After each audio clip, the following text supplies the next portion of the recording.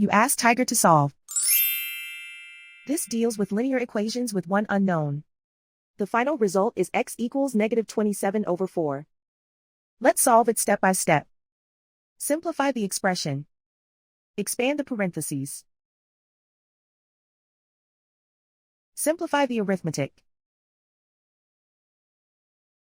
Group all x terms on the left side of the equation. Subtract 7x from both sides. Group like terms.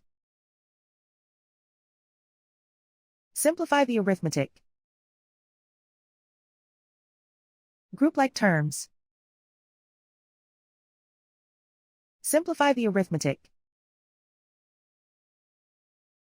Group all constants on the right side of the equation. Add 15 to both sides. Simplify the arithmetic.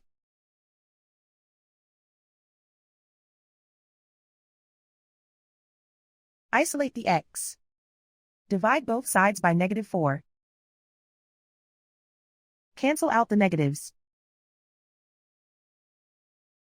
Simplify the fraction. Move the negative sign from the denominator to the numerator. And so the final result is x equals -27/4.